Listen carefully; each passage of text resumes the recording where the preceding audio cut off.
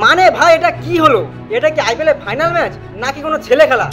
মানে হায়দ্রাবাদের মতো টিম 113 রানে অল আউট, মাত্র 113 রান, যে এই সিজনে 6 বার 200+ রান স্কোর করেছে। মানে ভাবতে পারছো 6 বার 200+ রান স্কোর করেছে, সেই টিম নাকি ফাইনালে গিয়ে 113 রানে অল আউট হয়ে গেছে।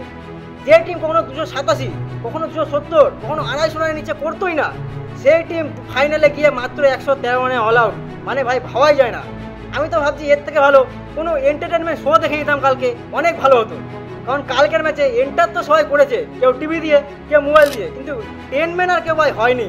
মানে এক কথায় বলতে গেলে হায়দ্রাবাদের খেলাটা সো ডিসঅ্যাপয়েন্টিং ম্যাচ ভাই হায়দ্রাবাদ। মানে আমার তো পুরো জঘন্য লেগেছে। আমি তো আশাই করিনি যে হায়দ্রাবাদ মাত্র 113 রানে অল আউট হবে। কমসে কম 200 রান তো করা দরকারই ছিল। তোমাদের কি মত অবশ্যই কমেন্ট করে বলবে। কিন্তু হায়দ্রাবাদ যখন টস জিতলো আর ব্যাটিং করার ডিসিশন নিল, আমি তো তখনই ভেবে নিয়েছিলাম নিশ্চিত আজকে পুরো ট্রেভিস হেড আর অভিষেক শর্মা মার কাটারি ব্যাটিং করবেই। আমি সেই জন্য শুয়ে চলে গেলাম দোকানে, কারণ এরকম ব্লকবাস্টার ম্যাচ কি খালি মুখে দেখা যায়? কিন্তু কি হলো, দোকান দিয়ে আসলাম, কোথায় অভিষেক শর্মা, কোথায় ট্রেভিস হেড, সবাই দেখি প্যাভিলিয়নে বসে রয়েছে। তোমাদের এত আউট হওয়ার কি তারা ছিল? এখন যে আমি খাবারগুলো আনলাম কি করে খাবো? তোমাদের যদি খাবার খাওয়ার ইচ্ছা থাকতো আমাকে বলতে, আমি অনলাইন ডেলিভারি করে দিতাম ম্যাচ খেলার পর খেতে। তা নাকি তোমরা আউট হয়ে গেলে। এখন আমরা তো জানি যে এই ম্যাচে ট্রেভিস হেড আর অভিষেক শর্মা পাওয়ার প্লের মধ্যে আউট হয়ে গেছে। সেই ম্যাচে কিন্তু হায়দ্রাবাদ হয় 160 রান, না হলে 170 রান, এর থেকে কিন্তু বেশি রান স্কোর করতে পারেনি। কোয়ালিফাই 1-এ, কোয়ালিফাই 2-এ পুরো সেম জিনিস হয়েছে। সেই ম্যাচে তো কমসে কম 150 রান করেছিল, 150 রান পার করেছিল, কিন্তু কালকের ম্যাচে মাত্র 113 রান, 120 বলে 120 রানও করতে পারেনি। মানে বুঝতে পারছো কি অবস্থা হায়দ্রাবাদের ব্যাটিংয়ে কালকে হয়ে গেছিল। কিন্তু কলকাতার বলাররা কালকে যেভাবে বল করেছে, বিশেষ করে মিচেল স্টার্ক আর বৈভব অরোরা দেখিয়ে দিয়েছে কিন্তু যে একটা চ্যাম্পিয়ন টিমের বলার ঠিক কীভাবে বল করে। তোমরা মিচেল স্টার্কের ফার্স্ট ওভার দেখেছো কিনা আমি জানি না, কিন্তু যে ফার্স্ট ওভারটা করেছে একটা বলারের পুরো ড্রিম ওভারটা কিন্তু করেছে। First ball out swing, second ball out swing, third ball out swing, fourth ball out swing, আর ফিফথ বল যেটা করেছে সেই আউট সুইংটা কিন্তু সোজা লেগ স্টাম্প দিয়ে গিয়ে অভিষেক শর্মার অফ স্টাম্পটা উড়িয়ে দিয়েছে। মানে একটা বলারের পুরো ড্রিম বল কালকে করেছে কিন্তু আমাদের মিচেল স্টার্ক। শুধুমাত্র মিচেল স্টার্ক না, বৈভব অরোরাও কিন্তু বিশাল সুইং করেছে কালকে বল ভাই।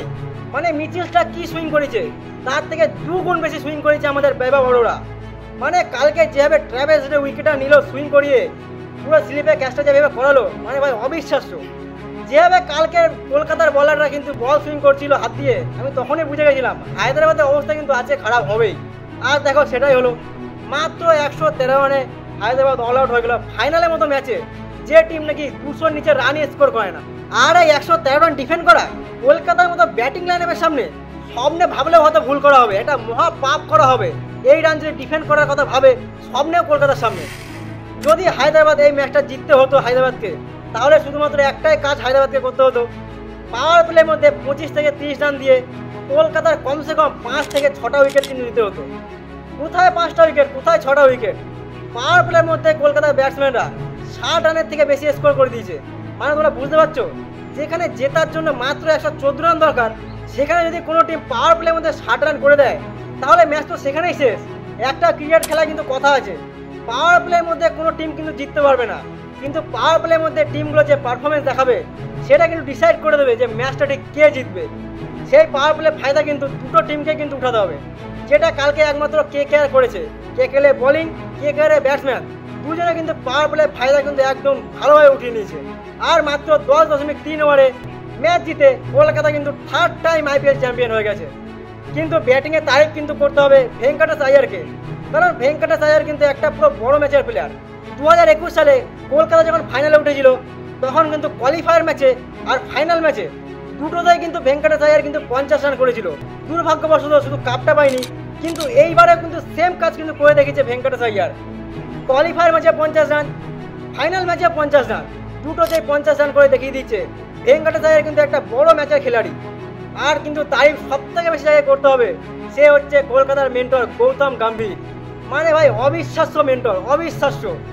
যেই টিম আগের বছর একই সেম টিম ছিল, হয়তো 2-3টে প্লেয়ার এদিক ওদিকে ছিল কলকাতার, সেই টিমের আগের বছর কি হাল হয়েছে, আর এই বছর সেই একই টিম নিয়ে মেন্টর আমাদের গৌতম গম্ভীর কাপ নিয়ে দেখিয়ে দিয়েছে যে টিমের মধ্যে কিন্তু কোনো দোষ থাকে না, প্লেয়ারের মধ্যে কোনো দোষ থাকে না। দোষ যদি থাকে তাদেরকে পরিচালনা করার উপর।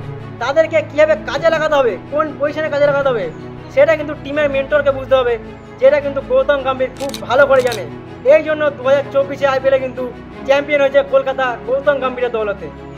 তো কলকাতাকে অনেক অনেক শুভেচ্ছা 2024 আইপিএলের ফাইনাল জেতার জন্য। আর হায়দ্রাবাদকেও বেস্ট অফ লাক, পরের বছর অবশ্যই ভালোভাবে ফিরে আসবে, স্ট্রং হয়ে ফিরে আসবে। তো চলো আজকে ভিডিওটা এতটাই। তোমরা কোন টিমের সাপোর্ট করছিলে অবশ্যই কমেন্ট করে বলবে। আর তোমরা যদি আমার চ্যানেলে নতুন হয়ে থাকো চ্যানেলটা সাবস্ক্রাইব করে নেবে, ভিডিওটা ফেসবুক পেজ থেকে দেখে থাকলে পেজটাকে ফলো করে নেবে। তো চলো আজকের মতো ভিডিওটা এতটাই, দেখা হচ্ছে কালকে একটা নতুন আর ইন্টারেস্টিং ভিডিওর সাথে। ততক্ষণের জন্য টাটা, বাই বাই।